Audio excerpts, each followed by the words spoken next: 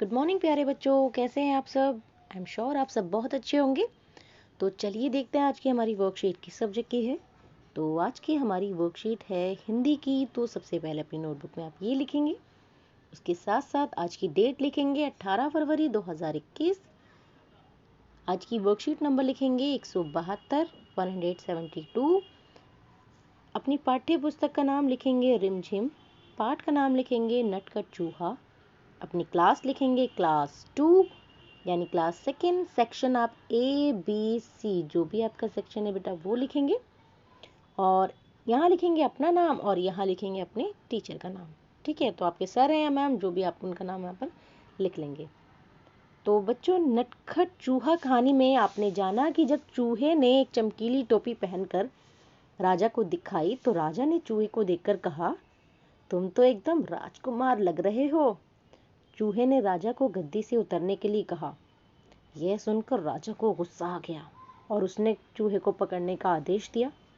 तो आइए इसके आगे क्या हुआ ये याद करते हुए कहानी को पूरा करते हैं। तो चलें, अगर आपको याद है तो हम स्टोरी को कंप्लीट करें। नीचे दी गई पंक्ति को बोलकर पढ़िए और कहानी के आधार पर खालिस्तान भरिए। ऐसा जरूरी नहीं है कि जो आपकी कहानी में था वही शब्द आएगा। अगर आपको कोई उससे रिलेटेड शब्द लग रहा है तो आप यहाँ लिख सकते हैं। आप सिर्फ हमारी कहानी का मतलब नहीं बदलना चाहिए। ठीक है, तो चूहे ने अपनी कमर पर हाथ रखकर कहा, रातों रात में आऊंगा, अपनी सेना लाऊंगा, तेरे कान कुतरूंगा। राजा ने सोचा, चूहों की फौज तो पूरे दरबार को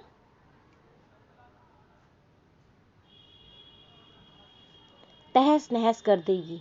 वह डर से कांपने लगा। कांपती आवाज में उसने कहा, चूहे भैया तुम बेकार में नाराज हो रहे हो। तो मैं ये साइड में लिख रही हूँ ताकि आपको ये इजीली दिख जाए। तुम बेकार में नाराज हो रहे हो, मैं अभी गद्दी से उतरता हूँ और तुम शौक से जितनी देर चाहो इस पर बैठ सकते हो। चूहा बहुत खुश हुआ।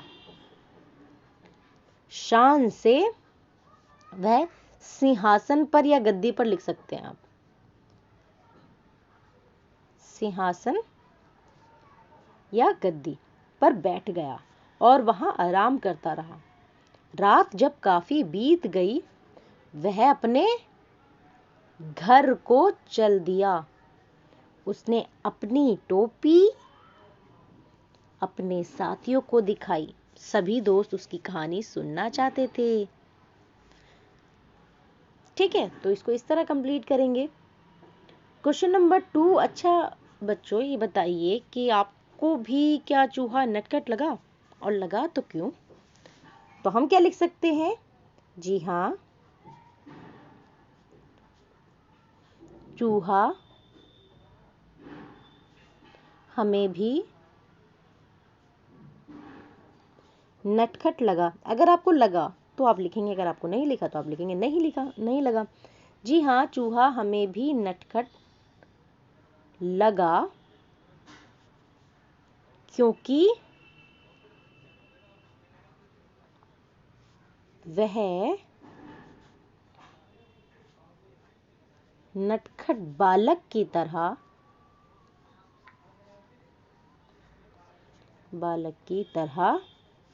अपनी जिद मनवा